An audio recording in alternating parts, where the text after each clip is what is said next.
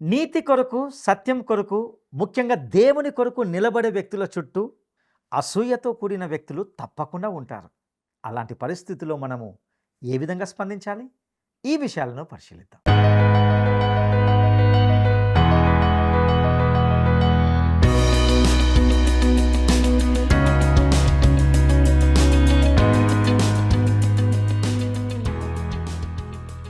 ప్రియమిత్రులారా, మరొకసారి మిమ్మల్ని అందరినీ ఈ ప్రేమధార కార్యక్రమం ద్వారా కలుసుకుంటున్నందుకు సంతోషిస్తున్నాం. మీరు దేవుని దయలో, ఆయన కృపలో వర్ధిల్లుతూ క్షేమంగా ఉండాలని కోరుకుంటున్నాం. ఈ కార్యక్రమంలో మీ ఆధ్యాత్మిక జీవితాలకు మేలుకరంగా ఉంటున్నాయని, అందరి సత్యాలు మీ జీవితంలో దేవునికి సమీపంగా నడిపిస్తున్నాయని విశ్వసిస్తున్నాం. ఇక ఈనాటి పాఠంలో దానియేలుపై శత్రువులు పన్నిన పన్నాగంను గూర్చి, దానిలో నుండి దేవుడు అతన్ని తప్పించిన వైనాన్ని గురించి తెలుసుకుందామా?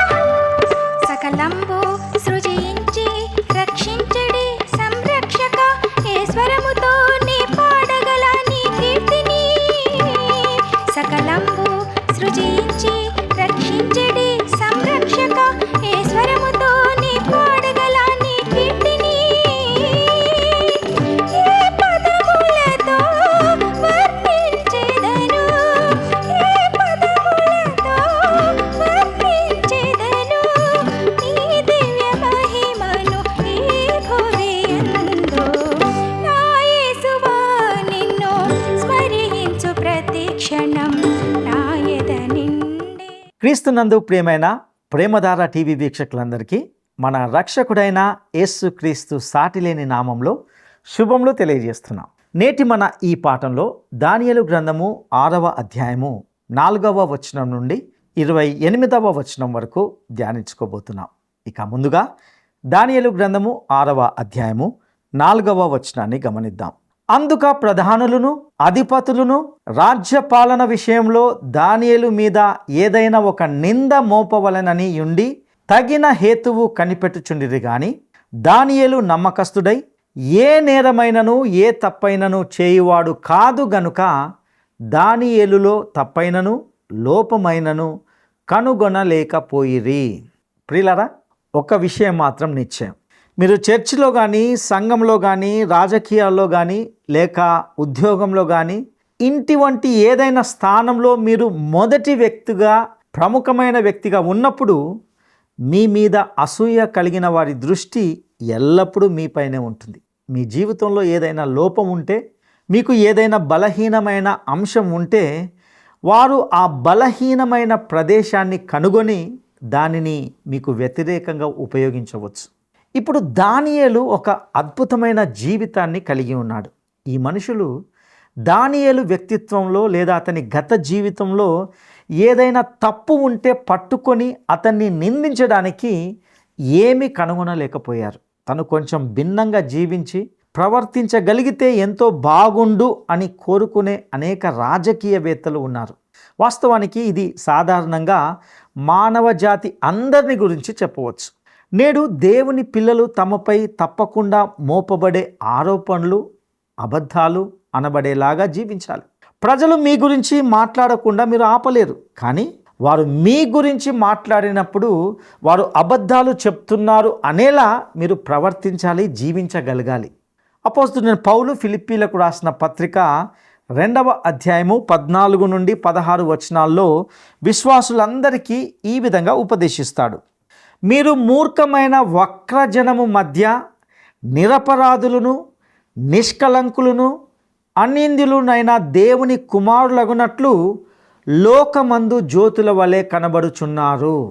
అపోస్తల కార్యముల గ్రంథము 24వ అధ్యాయము 16వ వచనంలో పౌలు తన వ్యక్తిగత సాక్ష్యాన్ని ఈ విధంగా పంచుకుంటున్నాడు. ఈ విధమున నేనును దేవుని ఎడలను మనుషుల ఎడలను ఎల్లప్పుడూ నా మనస్సాక్షి నిర్దోషమైనదిగా ఉండునట్లు అభ్యాసము చేసుకొనుచున్నాను. ప్రియులారా, మరొక మాటలో చెప్పాలంటే పౌలు ఏ దుష్ట తలంపు అతన్ని బాధించడం లేదని, పౌలు రాత్రి కాలంలో నిశ్చింతంగా పండుకొని నిద్రపోయేవాడిగా ఉంటున్నాడు. ఇది ప్రతి విశ్వాసికి వర్తించాలి. మనస్సాక్షి అనేది మంచి మనిషి మాత్రమే ఆస్వాదించగలిగేది అని ఎవరో చెప్పారు. ఇక దానియేలు గ్రంథము 6వ అధ్యాయము 5వ వచనాన్ని మనం గమనిద్దాం. అందుక మనుషులు అతని దేవుని పద్ధతి విషయమందే కానీ మరి ఏ విషయమందును అతనిలో లోపము కనుగొనలేమనుకొనిరి. ప్రియులారా, దానియేలు ఒక భిన్నమైన వ్యక్తి. దేవుడు తన ప్రజలను భిన్నంగా చేశాడు. అతడు ఒక బాలుడైన దాసుడిగా నెబుకద్నెజరు రాజసభకు మొదటిసారి తీసుకువచ్చినప్పుడు అతడు భిన్నమైన ఆహారాన్ని అడిగాడు. అప్పటి నుండి దానియేలు జీవితము భిన్నంగా ఉండేది. అయితే ఈ మనుషులు వీటన్నిటి విషయమై అవగాహన కలిగి ఉన్నారు. వారు మేము అతనిలో ఏదైనా లోపము కనుగొనవలసి ఉంటే మేము దానిని అతని దేవుని పద్ధతులు అనగా మత సంబంధమైన విషయంలోనే కనుగొనవలసి ఉంటుంది అని అనుకున్నారు. వారు లోపము అని చెప్పినప్పుడు రాజు ఎదుట అతనిపై ఆరోపించగలిగేది అని వారు అర్థం చేసుకున్నారు. ఈ రాజకీయవేత్తలు చూసినట్లుగా దానియేలుపై దాడి చేయగలిగిన ఏకైక స్థలము ఏదైనా ఉందంటే అది అతని భక్తి లేదా మతం అని చెప్పవచ్చు. ఇది నిశ్చయంగా దానియేలు యొక్క మంచితనము చెడుగా మాట్లాడబడిన ఏకైక సందర్భం. దానియేలు దేవునికి విశ్వసనీయుడని మరియు ఆయన మీద ఆధారపడి ఉన్నాడని వారికి తెలుసు. అతని ప్రార్థన జీవితము అందరికీ బాగా తెలిసిన విషయం. అందువలనే వారు రాజు మరియు దానియేలు యొక్క మతం మధ్య ఒక విరోధమును సృష్టించవలసి ఉంటుంది. ఇక దానియేలు గ్రంథము 6వ అధ్యాయము 6-7 వచనాలను గమనిద్దాం. కాబట్టి ఆ ప్రధానులను అధిపతులను రాజు నొద్దకు సందడిగా కూడివచ్చి ఇట్లనిరి, రాజగు దర్యావేషు చిరంజీవివై ఉందువుగాక. రాజ్యపు ప్రధానులు, సేనాధిపతులు, అధిపతులు, మంత్రులు, సంస్థానాధిపతులు అందరూ కూడి రాజొక ఖండితమైన చట్టము సిద్ధపరిచి దానిని శాసనముగా చాటింప చేయనట్లు యోచన చేసిరి. ఎట్లనగా 30 దినముల వరకు నీ యొద్ద తప్ప మరి ఏ దేవుని యొద్దనైనను మానవుని యొద్దనైనను ఎవడును ఏ మనవి చేయకూడదు. ఎవడైనను చేసిన ఎడల వాడు సింహముల గుహలో పడద్రోయబడును. రాజా, ఈ ప్రకారముగా రాజు శాసనము ఒకటి పుట్టించి. చూసారా, ఈ ప్రధానులు, అధికారులు మరియు చిన్న రాజకీయవేత్తల కుట్ర చాలా యుక్తి కలిగినదిగా మనం చూడవచ్చు. రాజైన దర్యావేషు ఒక మంచి మనిషి. లౌకిక చరిత్ర నుండి ఇది స్పష్టంగా ఉంది. మరియు ఇది దానియేలు పుస్తకం యొక్క అర్థం అని కూడా నేను భావిస్తున్నాను. కానీ దర్యావేషుకు ఒక హాని పొందే ప్రదేశం ఉంది. ఇది మనలో కూడా చాలామందికి ఉంటుంది. అదే అతని గర్వం. అతడు ముఖస్థుతికి లొంగిపోయాడు. ప్రియులారా, మన దినాల్లో ఒక విషాదం ఏమిటంటే నేను అనేక మంది క్రైస్తవులు, ముఖ్యంగా ఆర్థిక సాధనాలు కలిగిన వారు కూడా ఒక సంస్థ నాయకుడు వారిని ముఖస్థుతి చేసి మెప్పించే సంస్థలకు మాత్రమే విరాళాలు ఇవ్వడానికి ఇష్టపడతారు. ప్రజలను ఆర్థికంగా సహాయం చేయమని చెప్పడానికి, ముఖస్థుతి చేయడానికి మనము వంగి ఉండవలసిన అవసరం లేదనేది నా నమ్మకం. ఒక పరిచర్యకు మద్దతు ఇవ్వాలనుకుంటే దేవుడు తన ప్రజల హృదయాలతో మాట్లాడతాడు. ప్రియ స్నేహితులారా, మనము మన శత్రువులు చెప్పినంత చెడ్డవారం కాదు, మరియు మన స్నేహితులు చెప్పినంత మంచివారం కూడా కాదని మనం గ్రహించాలి. ముఖస్థుతి ద్వారా కొట్టుకొని పోయే ప్రమాదం ఎప్పుడూ ఉంటుంది. ఒక గొప్ప దైవ సేవకుడు తాను బైబిల్ సెమినారీ టీచర్గా ఉన్నప్పుడు తన విద్యార్థులతో ఇలా చెప్పేవాడంట, అబ్బాయిలు, మీరు ఎంత బలహీనమైన ప్రసంగికులుగా ఉన్నా, లేదా మీరు ఏ సంఘంలో ఉన్నా, ప్రభు ఎప్పుడు మీ కొరకు మీరు ఎంత అద్భుతమైన వారో అని చెప్పే ప్రియులైన వారిని ఏర్పాటు చేస్తాడు. మీరు ప్రపంచంలోనే అత్యంత నాసి రకమైన ప్రసంగం చేసిన తర్వాత కూడా వారు మీ వద్దకు వచ్చి, ఆహా, ఓహో, మీరు మరో డిఎల్ మూడిలాగా నాకు కనబడుతున్నారు అని వారు మీకు చెప్తారు. మిమ్మల్ని అలా ప్రోత్సహించడానికి అటువంటి ప్రియులైన వారు ఉండడం మంచిది. కానీ మీరు వారిని నమ్మకండి. మీరు అలా చేస్తే గొప్ప ప్రమాదంలో పడిపోతారు. ప్రియులారా, ఈ మనుషులు దర్యావేషును ముఖస్థుతి చేస్తున్నారు, మరియు అతడు దానికి లొంగిపోయాడు. అతడు ఓహో, ఇది గొప్ప సంగతి అని భావించాడు. కాబట్టి అతడు ఒక చట్టాన్ని రూపొందించాడు, మరియు అది ఒక శాసనంగా చేయబడింది. అతడు తనను తాను దేవుని యొక్క స్థానంలో చూసుకున్నాడు. అందరూ ప్రార్థన అతనికి మాత్రమే చేయాలని అనుకున్నాడు. ఇక దానియేలు గ్రంథము 6వ అధ్యాయము 8-9 వచనాలను గమనిద్దాం. మాదీల యొక్కయు పారసీకుల యొక్కయు పద్ధతిని అనుసరించి స్థిరమగు శాసనముగా ఉండునట్లు దాని మీద సంతకం చేయమని మనవి చేసిరి. కాగా రాజగు దర్యావేషు శాసనము రాయించి సంతకము చేసెను. ప్రియులారా, దర్యావేషు తన బలహీనతకు లొంగిపోయాడు, మరియు ఇప్పుడు రాజు చేత సంతకం చేయబడిన ఈ శాసనము మార్చలేనిదిగా మారింది. మాదీయుల పారసీకుల రాజు కూడా దానిని ఒక్కసారి శాసనమైన తర్వాత మార్చలేడు. ఇవన్నీ దానియేలును ఒక చెడ్డ స్థితిలో ఉంచాయి. ఇక దానియేలు గ్రంథము 6వ అధ్యాయము 10వ వచనాన్ని గమనిద్దాం.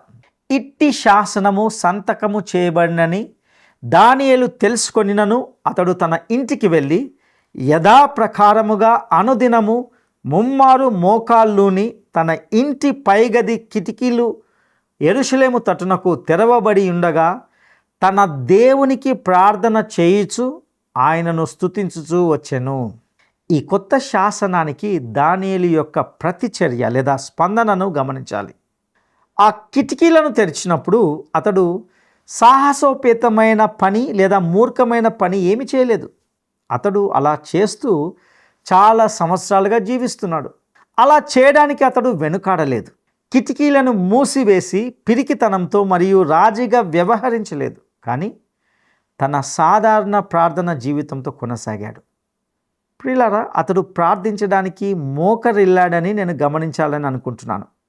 ప్రార్థన ఏ తీరులో, ఏ భంగిమలో చేయడం అనేది తరచూ ఒక ప్రశ్నగా ఉంటుంది.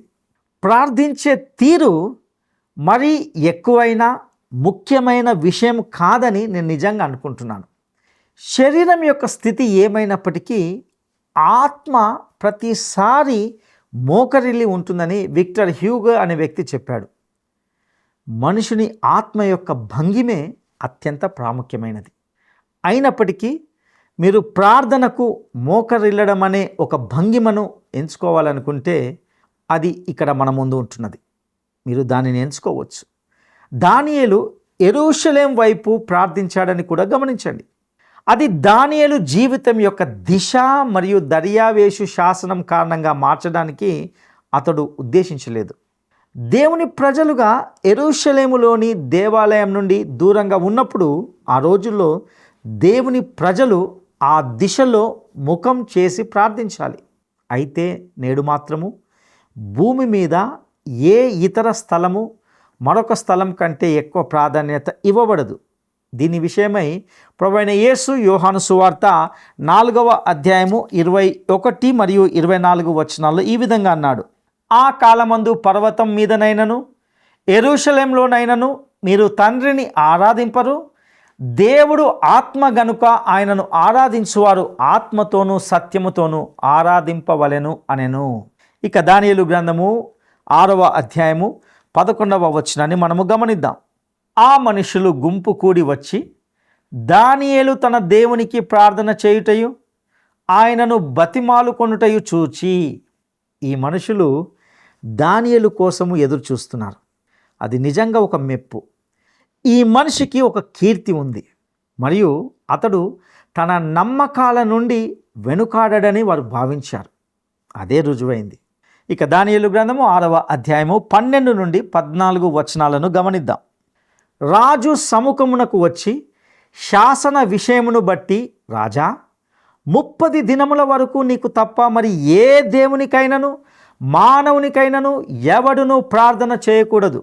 ఎవడైనను చేసిన ఎడల వాడు సింహముల గుహలో పడద్రోయబడునని నీవు ఆజ్ఞ ఇయ్యలేదా అని మనవి చేయగా, రాజు మాదీల యొక్కయు పారసీకుల యొక్కయు పద్ధతి ప్రకారము ఆ సంగతి స్థిరము, ఎవరునూ దానిని రద్దుపరచజాలరనెను. అందుకు వారు, చెరపట్టబడిన యూదులనున్న ఆ దానియేలు నిన్నే గాని నీవు పుట్టించిన శాసనంనే గాని లక్ష్య పెట్టక అనుదినము ముమ్మారు ప్రార్థన చేయుచు వచ్చుచున్నాడనిరి. రాజు ఈ మాట విని బహుగా వ్యాకులపడి దానియేలును రక్షింపవలనని తన మనసు దృఢము చేసుకొని సూర్యుడు అస్తమించు వరకు అతన్ని విడిపించుటకు ప్రయత్నం చేసెను. ప్రియులారా, దానియేలు శాసనాన్ని అనుసరించడం లేదనే వాస్తవాన్ని ఈ మనుషులు రాజు దృష్టికి తీసుకువచ్చారు. అతడు తెరచిన కిటికీ వద్ద యెరూషలేం వైపు ప్రార్థిస్తున్నాడు. నన్ను నమ్మండి, ఇది రాజును బాధ పెట్టిన గొప్ప విషయం. దర్యావేషు తన స్వంత శాసనాన్ని మార్చలేకపోయాడు. నెబుకద్నెజరు చేయగలిగి ఉండేవాడేమో. ఇది ఒక రాజ్యం నుండి మరొక రాజ్యానికి మారుతుండగా వాటిలో కలుగుతున్న క్షీణతకి ఇది సాక్ష్యం. ఇక దానియేలు గ్రంథము 6వ అధ్యాయము 15వ వచనాన్ని మనం గమనిద్దాం. ఆ మనుషులు దీన్ని చూచి రాజ సన్నిధికి సందడిగా కూడి వచ్చి, రాజా, రాజు స్థిరపరిచిన ఏ శాసనము కానీ తీర్మానము కానీ ఎవడును రద్దుపరచజాలడు. ఇది మాదీలకును పారసీకులకును విధి అని తమరు తెలుసుకొనవలెను అనిరి. ప్రియులారా, దానియేలును సింహాల గుహలో పడవేయబడాలి. రాజు కూడా దాని గురించి ఇప్పుడు ఏమీ చేయలేని పరిస్థితి. ఇక దానియేలు గ్రంథము 6వ అధ్యాయము 16వ వచనాన్ని గమనిద్దాం. అంతటా రాజు ఆజ్ఞ ఇయ్యగా బంట్రౌతులు దానియేలును పట్టుకొని పోయి సింహముల గుహలో పడద్రోసిరి. పడద్రోయగా రాజు, నీవు అనుదినము తప్పక సేవించుచున్న నీ దేవుడే నిన్ను రక్షించునని దానియేలుతో చెప్పెను. రాజు తన నోట నుండి చెప్పిన ఆ మాటలను నమ్మలేకపోయాడనేది నా అభిప్రాయం. ఇది ఈరోజు మనలో కొంతమంది పరిశుద్ధులు అనబడేవారు అర్ధ హృదయంతో చెప్పే మాటల వంటివి. మనం ఇంకొకరితో ప్రభువు మీ పట్ల కనికరం చూపిస్తాడు అని చెప్తాం, కానీ మనము ఆ అవస్థలో ఉన్నట్లయితే మనము ఆయనను అంతగా నమ్మము. అయితే రాజైన దర్యావేషు దానియేలు యొక్క దేవుడు సర్వశక్తిమంతుడు మరియు సార్వభౌముడు మరియు అతనిని రక్షించగలడని అతడు గుర్తించాడు. దానియేలు దేవునికి విశ్వసనీయుడని కూడా అతడు చూశాడు. ప్రియులారా, 2 ప్రపంచ శక్తుల భ్రష్టమైన రాజసభలో దానియేలు యొక్క సాక్ష్యము అద్భుతం కంటే తక్కువేమి కాదు. ఆ రోజుల్లో అతన్ని ప్రభావితం చేయబడని మరియు డంబం లేని జీవితము దేవుని రక్షణ కృపకు ఒక శక్తివంతమైన సాక్ష్యం. ఇక దానియేలు గ్రంథము 6వ అధ్యాయము 17వ వచనాన్ని గమనిద్దాం. వారు ఒక రాయి తీసుకుని వచ్చి ఆ గుహ ద్వారమున వేసి దాన్ని మూసిరి. మరియు దానియేలును గూర్చి రాజు యొక్క తీర్మానము మారునేమో అని రాజు యొక్క ముద్రను అతని అధికారులు ముద్రను వేసి దాన్ని ముద్రించిరి. ప్రియులారా, వారు సింహాల గుహ ద్వారం వద్ద ఒక పెద్ద రాయిని అడ్డుగా వేశారు. దానియేలు అక్కడ ఒక రాత్రంతటిని గడిపాడు. ఈ సింహాలు భయంకరమైన మరియు క్రూరమైన మృగాలు. అవేమి పండ్లు లేని ముసలి సింహాలు కావు. జూలో ఉద్యోగం పొందిన ఒక వ్యక్తి కథను ఒకసారి గమనిద్దాం. అతన్ని సింహాల బోనులకు వెళ్ళి సింహాలకు ఆహారం వేయమని తన అధికారులు అడిగారు. అతడు నిరాకరించినప్పుడు వాటిని చూసుకునే కీపర్, చూడు, ఆ సింహాలకు పండ్లు లేవు అన్నాడు. అయినప్పటికీ అతడు, అవును నేను అది గమనించాను, కానీ అవి నన్ను చనిపోయే వరకు కొరికేస్తాయి అని అన్నాడు. అయితే ప్రియులరా, ఇక్కడ దానియేలు యొక్క సింహాలకు పండ్లు ఉన్నాయి మరియు అవి భయంకరమైన స్థితిలో తీవ్రంగా ఉంటున్నాయి, ఆకలితో ఉంటున్నాయి. కానీ ఆ రాత్రి సురక్షితంగా ఉండడానికి స్థలము సింహాల గుహ మాత్రమే. దానియేలు ఆ రాత్రి అక్కడ మంచి నిద్రను పొందాడని నేను వ్యక్తిగతంగా భావిస్తున్నాను. ఆసక్తికరమైన విషయం ఏంటంటే ప్రియులారా, రాజు దానియేలు కంటే ఎక్కువ బాధపడ్డాడు మరియు బహుశా ఎక్కువ ప్రమాదంలో ఉన్నాడు. ఇక దానియేలు గ్రంథము 6వ అధ్యాయము 18వ వచనాన్ని గమనిద్దాం. అంతటా రాజు తన నగరునకు వెళ్ళి ఆ రాత్రి అంతా ఉపవాసం ఉండి నాట్య వాయిద్యములను జరగనీయలేదు. అతనికి నిద్ర పట్టకపోయేను. రాజుకు నిద్ర పట్టలేదు, కానీ దానియేలుకు నిద్ర పట్టింది. దానియేలు పట్ల ఉన్న ఆందోళన కారణంగా దర్యావేషు నిద్రలేని రాత్రి గడిపాడు.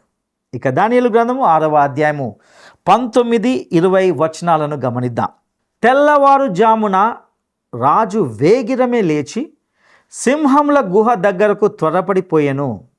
అతడు గుహ దగ్గరకు రాగానే దుఃఖ స్వరముతో దానియేలును పిలిచి, జీవం గల దేవుని సేవకుడవైన దానియేలు, నిత్యము నీవు సేవించుచున్న నీ దేవుడు నిన్ను రక్షింపగలిగేనా అని అతన్ని అడిగాను. రాజుకు దానియేలు జవాబు ఇస్తాడని అనుకున్నాడో లేదో తెలియదు, కానీ దానియేలు జవాబిచ్చాడు. దానియేలు గ్రంథము 6వ అధ్యాయము 21-22 వచనాలను మనం గమనిద్దాం. అందుకు దానియేలు, రాజు చిరకాలము జీవించునుగాక. నేను నా దేవుని దృష్టికి నిర్దోషినిగా కనబడితిని గనుక ఆయన తన దూత నంపించి సింహములు నాకు ఏ హానియు చేయకుండా వాటి నోళ్ళు మూయించెను. రాజా, నీ దృష్టికి నేను నేరం చేసిన వాడను కాదు గదా అనెను. రాజు చిరకాలము జీవించునుగాక అనేది దానియేలు యొక్క మర్యాదపూర్వకమైన మరియు గౌరవపూర్వకమైన పిలుపు. దానియేలు, మీరు మంచి రాత్రిని గడిపారా అని అడిగినట్లు ఉంది. వాస్తవానికి రాజు మంచి రాత్రి గడపలేదు, కానీ దానియేలు గడిపాడు.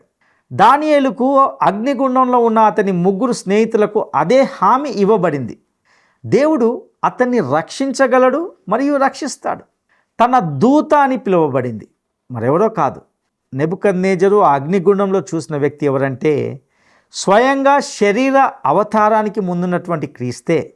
ఇక దానియేలు గ్రంథము 6వ అధ్యాయము 23వ వచనాన్ని మనం గమనిద్దాం. రాజు ఇందును గూర్చి అతి సంతోషభరితుడై దానియేలును గుహల నుండి పైకి తీయుడని ఆజ్ఞ ఇయ్యగా బంట్రౌతులు దానియేలును బయటికి తీసిరి. అతడు తన దేవుని యందు భక్తిగల వాడైనందున అతనికి ఏ హానియు కలగలేదు. ప్రియులారా, రాజు దానియేలును ఎంతో ప్రేమించాడు మరియు అతడు సురక్షితంగా ఉండడాన్ని బట్టి నిజాయితీగా ఆనందించాడు. దానియేలు విశ్వాసం ద్వారా రక్షించబడ్డాడు. హెబ్రీ పత్రిక 11వ అధ్యాయము 33వ వచనంలో ఈ విధంగా చెప్పబడింది. వారు విశ్వాసం ద్వారా రాజ్యములను జయించిరి, నీతి కార్యములు జరిగించిరి, వాగ్దానములను పొందిరి, సింహముల నోళ్లను మూసిరి. ఇక దానియేలు గ్రంథము 6వ అధ్యాయము 24వ వచనాన్ని మనం గమనిద్దాం. రాజు ఆజ్ఞ ఇయ్యగా దానియేలు మీద నింద మోపిన ఆ మనుషులను వారు తోడుకొని వచ్చి సింహముల గుహలో పడద్రోసిరి. వారిని, వారి కుమారులను, వారి భార్యలను పడద్రోసిరి. వారా గుహ అడుగునకు రాక మునిపే సింహముల పాలైరి. సింహములు వారి ఎముకలను సహితము పగుల గొరికి పొడి చేసెను. ప్రియులరా, దానియేలు శత్రువులైన ఆ మనుషుల నీచమైన కుట్ర బహిర్గతమైంది. వారి కుటుంబ సభ్యులతో కలిపి వారిని సింహాల గుహలో పడవేశారు. సింహాల క్రూరత్వం ఇప్పుడు దాని భయంకరత్వంలో ప్రదర్శించబడింది. ఇక దానియేలు గ్రంథము 6వ అధ్యాయము 25వ వచనాన్ని మనం గమనిద్దాం. అప్పుడు రాజగు దర్యావేషు లోకమంతటా నివసించు సకల జనులకును రాష్ట్రములకును ఆయా భాషలు మాట్లాడు వారికిని ఈలాగు వ్రాయించెను, మీకు క్షేమాభివృద్ధి కలుగునుగాక. ప్రియులారా, దర్యావేషు ప్రపంచవ్యాప్త శాసనాన్ని పంపాడు. ఇది అతని వ్యక్తిగత సాక్ష్యం. నెబుకద్నెజరుకు కలిగిన అదే శాంతి అతనికి కూడా లభించింది. ఈ శాంతికరమైన సాక్ష్యం ఒక్క రాత్రి ముందు నిద్ర పట్టని అదే మనిషి నుండి వస్తున్నది. ఇక దానియేలు గ్రంథము 6వ అధ్యాయము 26-27 వచనాలను గమనిద్దాం. నా సముఖమున నియమించినది ఏమనగా, నా రాజ్యములోని సకల ప్రభుత్వంలో యందుండు నివాసులు దానియేలు యొక్క దేవునికి భయపడుచు ఆయన సముఖమున వణుకుచుండవలెను.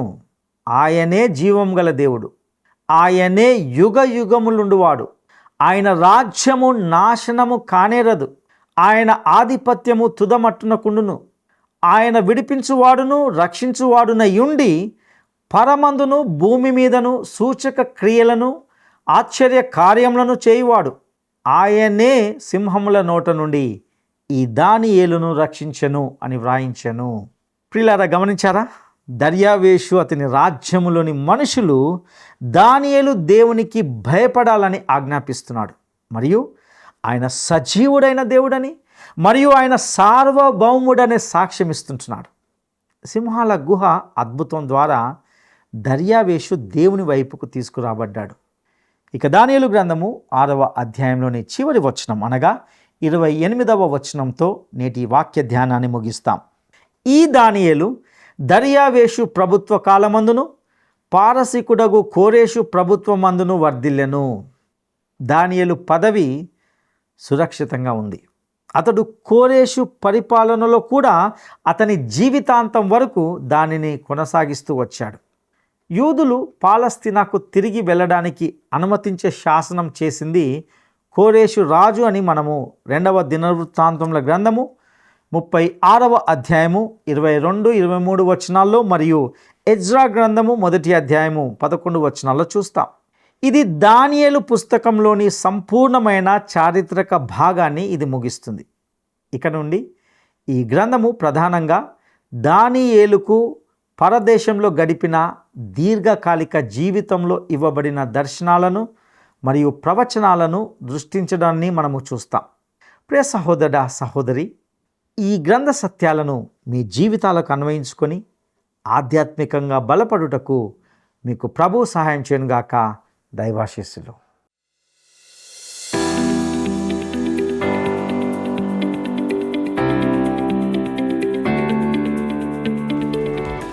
దానియేలు ఎవరి పరిపాలనలో సింహపు బోనులో వేయబడ్డాడు? దానియేలు ఎవరి పరిపాలనలో సింహపు బోనులో వేయబడ్డాడు? 1 బెల్షజరు, 2 దర్యావేషు, 3 కోరేషు. ఈ ప్రశ్నకు సరైన జవాబును ఈ వాట్సాప్ నంబర్కు పంపండి. మా వాట్సాప్ నంబర్ 9399525570. నేటి ఈ కార్యక్రమం ద్వారా విశ్వాసులుగా మన ఆధ్యాత్మిక జీవితాలను సరిదిద్దుకునే చక్కటి మాటలను నేర్చుకున్నాం. దేవుని వాక్యం నిరంతరం మనలను బలపరిచి స్థిరపరుస్తుందని గ్రహించగలం. ఈ సత్యాలు మీకు ఎంతో ప్రోత్సాహాన్ని కలిగించాయని భావిస్తున్నాం.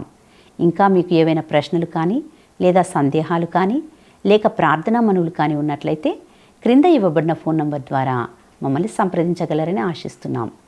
దేవుడు మిమ్మును మీ కుటుంబాలను దీవించునుగాక. ఆమేన్. ఈ కార్యక్రమం మీకు నచ్చిందా? అయితే వెంటనే మిస్డ్ కాల్ ఇవ్వండి. బహుమతి పొందే విజేత మీరే కావచ్చు.